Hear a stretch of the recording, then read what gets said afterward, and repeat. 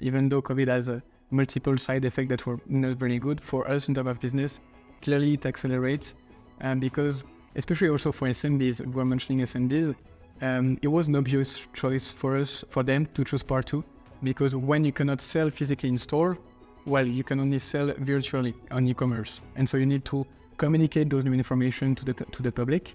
And so thanks to Partoo, they were able to easily go into our dashboard and update all their information, such as the attributes or the services that they provide, click and collect, delivery, pickup, all those services that were not available before, now were available, and we needed to communicate that. So it really was a booster for us on this part.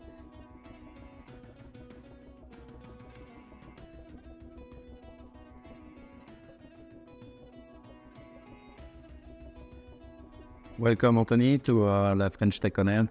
Thank you very much for joining. The idea of this podcast is to go through your journey in Partoo and to present what Partoo is doing. You joined the company more or less 5 years ago. My LinkedIn profile.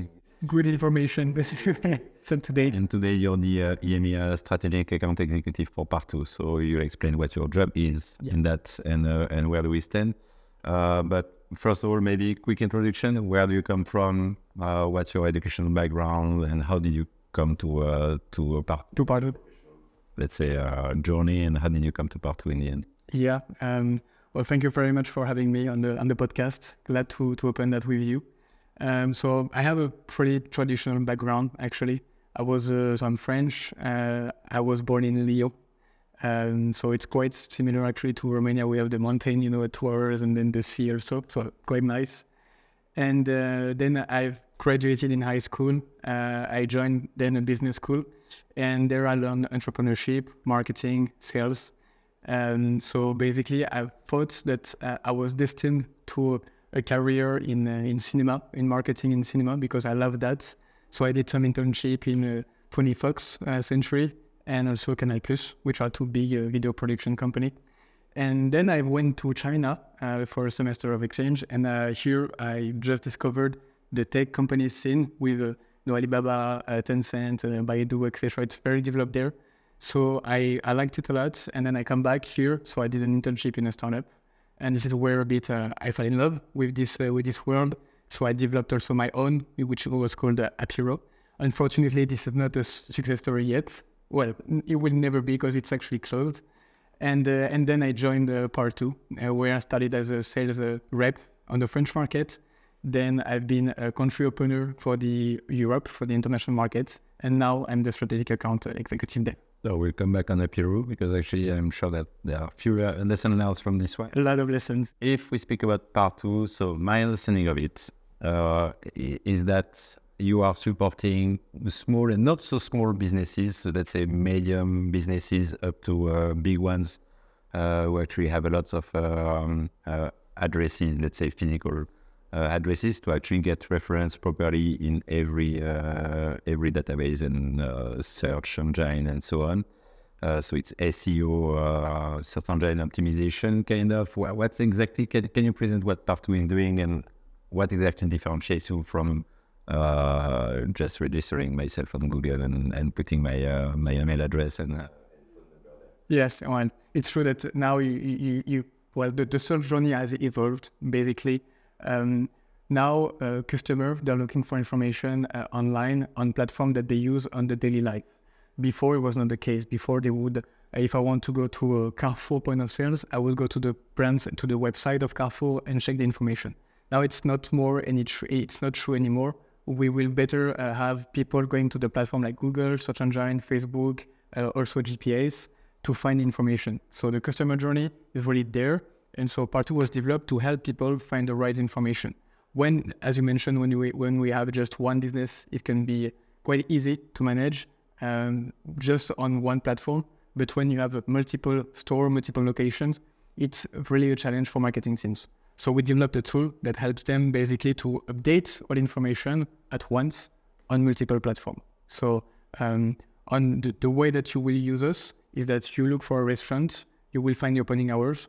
Behind that, there is our product, presence management, that actually helps to increase the online visibility of the restaurant. And then once you're visible, the goal is to get chosen, right?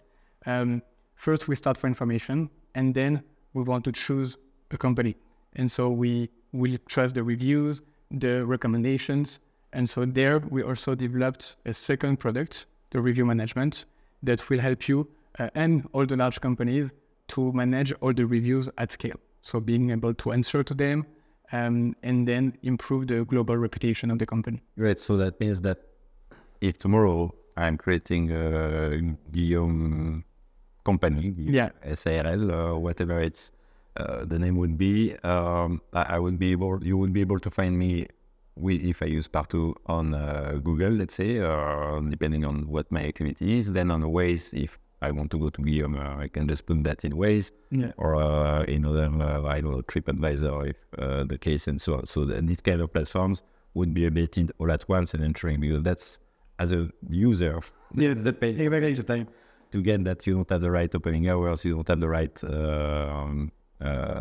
phone number, or the restaurant is closed but still active in some platform and not the other one. So that's what Partoo is answering. So that's actually great as a user.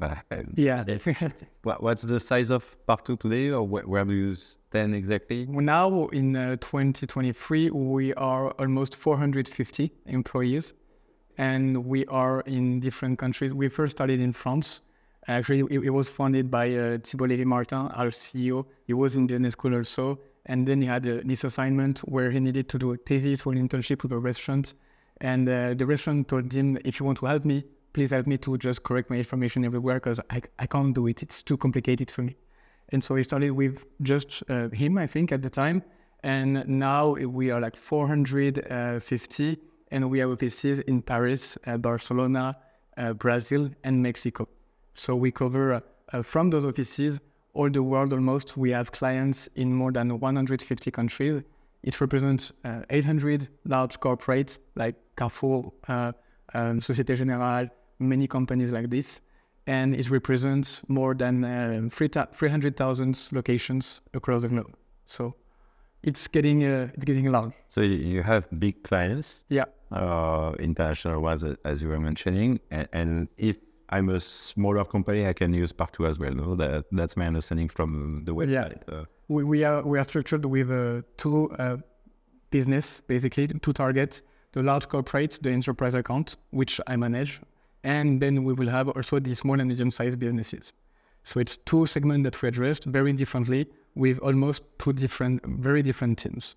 Okay, but the product, the philosophy behind is the same. The scale is different. The philosophy behind it is the same. Our mission is to help our client to get closer to their customers, thanks to the digital. So you explain where the idea was coming from. Partoo is 9-year-old, more or less. Yeah.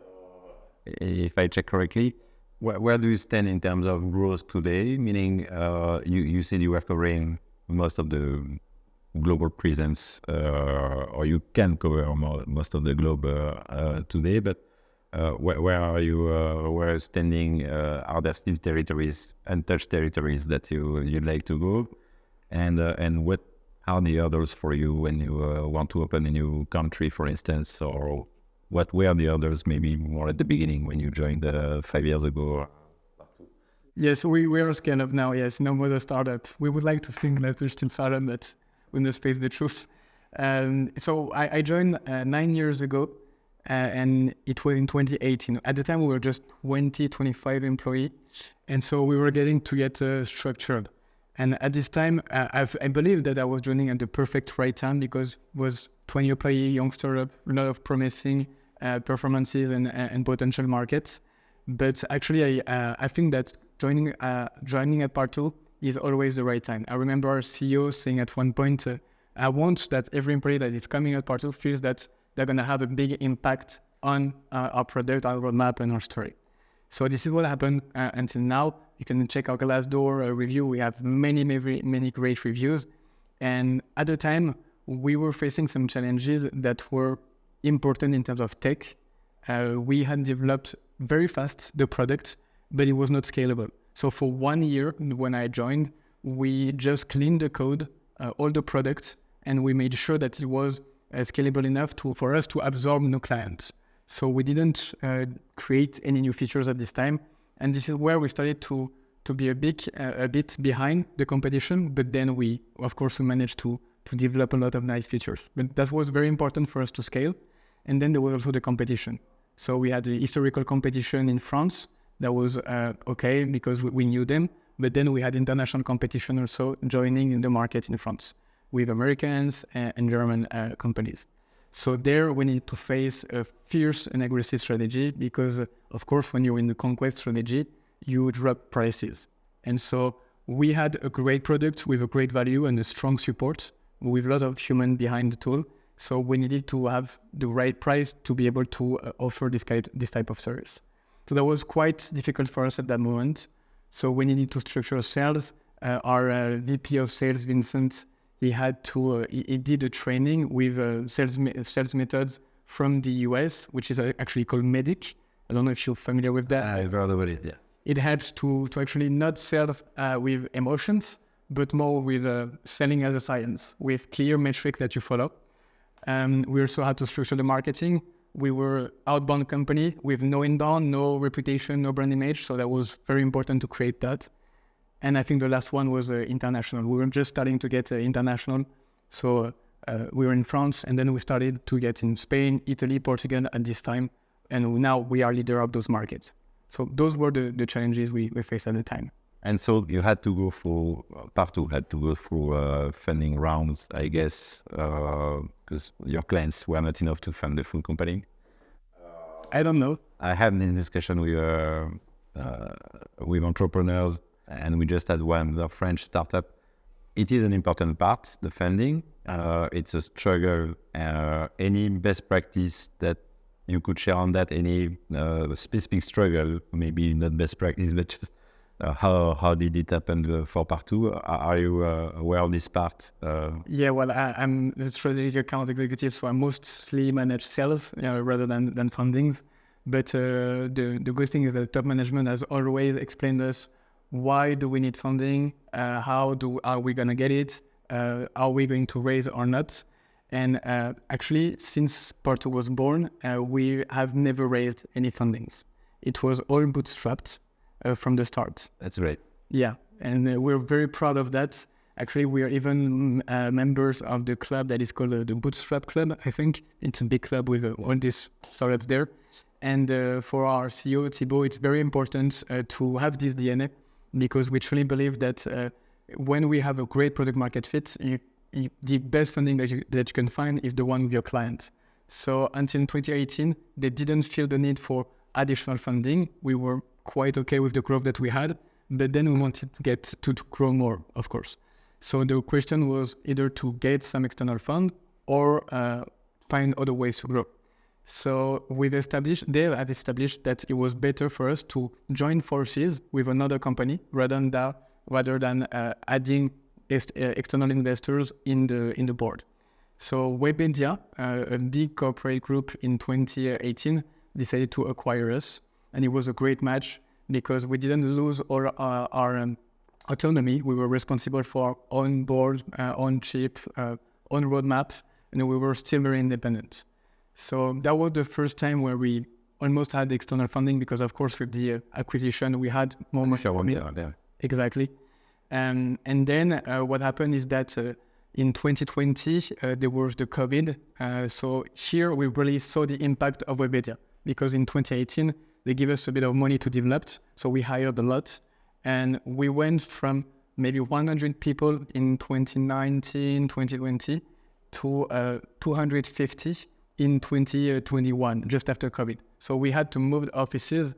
And here, this is when we got aware of the growth and how big we were, because before you used to know everyone, it's a family spirit. And then you come into the new office and then you don't know anyone anymore. So that was the fun part and the scale that we noticed. And speaking of developing internationally, so we are in Bucharest today, in Romania. Weather is quite nice. Hopefully, it will maintain. What's your relationship with Romania? The relationship between Partoo and Romania. Why do you come here, and what do you expect from your visit in the country? Yeah.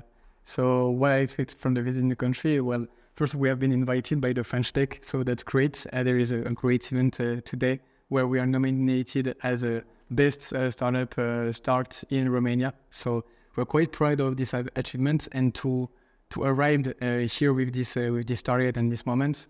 It was a long process. As we mentioned, international is really a strong development at Partoo. And so we have our core markets, which are France, Spain, Italy, and then we have what we call the expansion team that is in charge of developing all the other markets. We have Europe, on which I am a part of, and then we also have LATAM, where we have very strong position, and MENA, Middle East.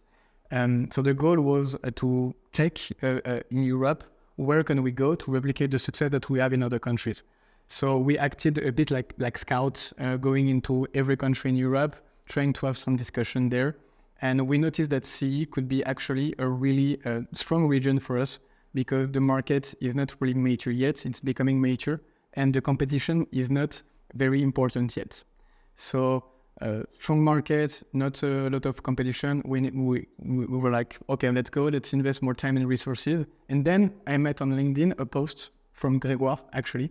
It was a big, long post stating that Romania is great for French startups and that we should come here. So I noted the post, I got in touch with him, explained what Partoo does, how we could help Romanian companies. And he completely acknowledged that and said that there were a lot of French company established in Romania that we were already working with. Actually, we have lots of time global agreement with HQs, and we were already present in Romania via those HQs. But now the strategy would be, thanks to Grégoire and his insight of the market, to really go into Romania and to try to have local discussions with the companies there. And so far, it's working. It's been 1 year that we are there, and we have ING that is trusting us, Penny Market, generally Romania, Husqvarna. We are having strong discussion with many other companies. So we believe that this is just the beginning. You're first, so you're at presence, and you have offices in Romania? Not yet. We address it from Paris at the moment. All the business we have in Europe is from Paris or Barcelona, and we do usually some trips in the country to visit partners, clients, and prospects. Okay, so no outsourcing of capabilities yet so far in Romania. Yeah, not right now. So I will change topics a bit. We saw actually Luca from that I think from the French Tech Board, actually pointed that you did co-living in Mallorca, and so what was this experience about? Any I don't know, something, journey, lesson learned, things that help you today in your daily work? Because I understand that you were part of a small ecosystem there as well, of people around startups and things like that. So can you give us a bit of insights of this experience, not from specifically a personal point of view, I'm fine as well, but also from what you learned there and how did it build you, let's say? It was quite special this time, actually, because it was during COVID still, this co-living experience. At Partoo, we have a very strong culture where we love to be together, to work in the office, and to really have a good time all together. So we were not that friendly with remote working before. And then COVID happened, and it changed everything for all companies over the world. And there I told the top management, well, maybe it's time to test it. I've always wanted to travel a lot. And honestly, we were all tired with COVID, especially in Paris, in our 40-meter square apartments that we share with roommate or with your girlfriend, boyfriend at the moment. I was just fed up, and I was like, I want to just be able to work, but somewhere else. I want to have a new experience. So they said, okay. And it was actually the best time I've ever had, one of the best time I've ever had while working, because in this, I didn't go into a new apartment alone. I really joined a community. And with the co-living, you have a sense where you're sharing a lot in terms of work, personal experience, and professional experience with them. With all the people there, you can work together, you can live together. And it's also a way to share a lot of best practices and how to work during this experience. And a funny, well, it's not that funny, but I met there an HR freelance. And thanks to her, we actually recruited at that time our UK sales rep that we needed to have. So it's quite interesting that how you can easily build a network and make new connection that will benefit all the work that you have to do. It was pretty a great experience in that sense. And of course, as you mentioned, there's a lot of personal also improvement. It was great to be able to see a new landscape, to experience a new country, a new culture. I've also been more closer to our team that work in Spain because I was in a Spanish environment, so I was working a lot with them, even remotely. So it's all benefits, and I would advise only all companies to be able to do that. You were mentioning the pandemic, so the COVID pandemic. It impacted a lot of local businesses. Let's call it like this. So restaurants are part of them, but also even I guess the retailers were impacted. Lots of things were closed or empty by definition. Was there any impact on Partoo activity? Did you see an opportunity there to develop a new product, or how did you deal with that in Partoo? Because it was more or less half life of Partoo, if we take it from so you were not scaled completely. That's no, we were right in the process actually of becoming bigger, and so there were three things to take into account. The first thing is that we were growing a lot, so one of the challenge was to onboard correctly all the new hires that we were having. We were really hiring like 20 people a week, so that's really huge for a startup, and remotely. So we couldn't make them see our culture really closely. So that was one of the first challenge. But then in terms of business, for businesses and enterprise, it was also a challenge, because on the first side, you have businesses that are closing, that are stopping every funding, every investment because they're afraid of the future. And you also have on the other side, businesses that actually are losing a lot of money because they are not virtually present. They don't have a great online presence. So they needed to invest, but they couldn't do it. So it was quite a challenge to make them meet both of the worlds. And in the end, it was clearly a booster for us, even though COVID has multiple side effects that were not very good for us in terms of business. Clearly it accelerates because, especially also for SMBs, we were mentioning SMBs, it was an obvious choice for them to choose Partoo, because when you cannot sell physically in store, well, you can only sell virtually on e-commerce. And so you need to communicate those new information to the public. And so thanks to Partoo, they were able to easily go into our dashboard and update all their information, such as the attributes or the services that they provide, click and collect, delivery, pickup, all those services that were not available before, now were available, and we needed to communicate that. So it really was a booster for us on this part. And this is where we really launched the SMBs part, but it was also a challenge because in terms of organization and support, we built a reputation that I was mentioning with marketing before. It takes years to do it, but it also takes seconds to really have a bad reputation and to destroy it. Especially with SMBs that really need to have someone to talk to and a great support. But so far, it's a great adventure there. This team has been developing a lot, and we are hiring a lot. And you were mentioning a bit earlier that competition is growing around you, not only in France, but international players as well. How do you cope with that? And how do you see the positioning of Partoo in this range? What's the differentiating factor with competition? Well, that's a very good question. And here we're seeing that with all the competitors that we have, we all started at the same foundation, which is the presence management, helping people to update their information online. But we are now all evolving in different directions. So it's a lot the positioning that we have that have changed. At Partoo, we're deeply convinced that the future of the digital will be, for instance, conversational. So we are investing a lot on these new marketing local strategies, developing a product that will cope with the new trends that are emerging. Now people, they are on platforms looking for information. Previously they were on websites. And now on those platforms, they don't want to be anymore on the platform. They want to be able to text also. So we're seeing a huge switch on the methods on which they are interacting with local businesses. So that's the vision that we have, that one day website might be gone and that everyone will be transacting with businesses through messages. So that's the vision part. And then in terms of how really we're different, we are very local. So our tool is very oriented toward the collaboration between HQ and local businesses. Most of our competitors that we have, they are really investing a lot on features. But if you do a feature war just based on feature to differentiate, you will not win. It's just more and more, but it's not that make the value. So we emphasize a lot on the local vision that we have, the expertise. We see ourselves not only as a software, but as a trusted advisor that is here to help with the change management policies, digital transformation over time. And the last one would be the all-in-one platform.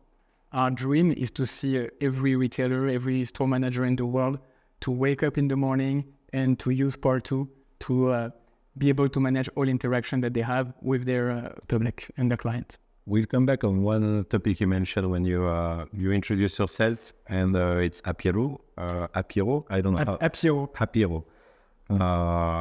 Which is, I guess, a French play on words. You said it was closed. Yes. It was one of your journey. Can you tell us about this journey, first of all? What was very quickly the idea of Apiro, and what are it didn't work in the end apparently, but what are the main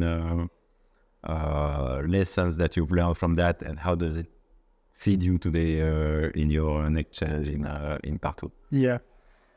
That was a great adventure. It was my first company and the first job also I was ever creating for me after business school. So it was really a challenge. Basically at this time, I don't know how you were when you were like 25, but you are full of dreams and you want to, at this time I wanted to party a lot. We believe that the best moment that we have in life are made through a party at this time. Now that I'm there, it's a bit different. Even I still think that, but there's still a market for it. Exactly, and there's still a market for it, and there will be for generation, I'm sure. But we wanted to disrupt the way that people access to parties, to help them simplify the journey to access to parties, both in terms of information and in terms of money, to make it more affordable. And so the first thing that we've done, the first idea, was to think that whenever you want to do a party, you can't, and you don't have a place to do it, then there might be strangers that would love to do a party at their home, but they don't have any friends. So they would like to rent you their place so that you can party at their home. And so it was a great idea when you want to do the party, when you're on the side of the project. But then we noticed that actually there was no market for it. We thought that we were doing the Airbnb for party, when it's not possible. Nobody ever wants to have you in their home, being wild, drinking, doing the party. It was a terrible idea. Yeah, it's too risky. So we're discussing with insurance companies. They would never insure those kind of businesses, and so that's one of the key takeaway I have for maybe entrepreneurs that can hear us today. It's sell your product before you make it, because on our side we've done it before knowing if there was a market, just based on our insights. Testing the market is quite ensure that there is one. Exactly. We have a crowdfunding campaign and we raised money. We managed to get it for 15K, I think. At the time, it was a lot for us, but it was only friends and families. So, it's not even the market yet. So we were absorbed by those vanity metrics. And I think that's the second point. We got a lot of journalists interviews. We were present in the papers. And so it was the shiny object effect, like you think that's your star when you have nothing, because you're not even making revenue yet. So the only metric that you need to follow is how to generate revenue and what is the business model that you have, I think. So... yeah, great advice. Focus on your clients first. Yes, exactly. Focus on your clients. I think do not put all your eggs in the same baskets, because then we did a pivot after that, because it didn't work. We did many pivots. The first pivot was to make a library, a directory of public events that people could find according to their interest. And it was great idea. It was working, a lot of content. It was more becoming a blog or media. And we were taking the tech behind it was that we were connected with an API to Facebook events API, and we were fetching all the events. But then Cambridge Analytica happened. I don't know if you remember this scandal. So all the API was closed. So then we had no business anymore because we didn't have any content. So yeah, do not be dependent on only one source of revenue or streams any product that you have, because once it's dead, then you're dead. That's why at Partoo, for instance, we're not only doing Google, we're also doing Bing, Facebook, Instagram, Snapchat, Waze, TomTom. We're present on multiple platforms, and this makes us very powerful. If one follows, you are not fully depending. Even if I guess there's a difference between TomTom and Google, for instance. Yes, of course. In terms of importance, there's a size. Sure. But in terms of SEO, that's very powerful to be consistent with information across all platforms. Yeah. That's what we do also, not only data, but making sure that the store rank higher than the competition on the search. And we follow a lot of Google algorithm criteria to do that. And you were speaking not putting all your eggs in the same basket. Yeah. Every morning, we saw that you actually invest yourself. You're an investor. What kind of investment do you do? What are you looking for? And I guess it's happening in France mostly, but are you in a pre-seed, seed part, or what are you looking as investments? Yeah, so saying that I'm an investor is a big word, I think, because so far I've invested in 2 companies only, but it's not, I didn't do more yet, because not only it's not my expertise, I'm a very good salesman, but I think so, but I'm very a beginner in terms of investments. And also what we've been doing is that we're getting together with a round of friends, because we were starting to invest. We wanted to take part in some entrepreneurial journey, because we love to make businesses, but you can only make enough so much. I mean, so what we did is that we created an investor club where we can directly put some tickets between 2,000 or 20K, and together we're 20. It's a club deal. We will be better. So on my side, I invested in 2 companies. The first one is in tech. It is actually the company of one of my friends' parents, and she has been in tech in 20 years, knowing a lot what she's doing. So she offered to take part in it. So I just at the beginning started like that, just to invest, because what are you going to do with your money? If you let it in the bank account, you have less today than you had yesterday. So it's better to invest it, of course. And it was I would not advise to do that. It's more in terms of family opportunistic. Yeah, exactly. So it's not an activity yet. Exactly. You're not a VC yet. Exactly. Yeah. Okay. And you manage your risk. So thank you very much, Anthony. Is there anything I forgot about your journey, Partoo? No, not at all. It was a pleasure to tell you more about Partoo. Here in Romania, we're just getting started, like I mentioned, so we can't wait to increase the visibility that we have here, to make more connection thanks to the French Tech with the market. And we will be happy to come back again and do a lot of projects with you. Happy to support you. Happy to be connected, and fingers crossed for your regional journey in Eastern Europe. Then. Thank you very much. Bye. Bye. I'll be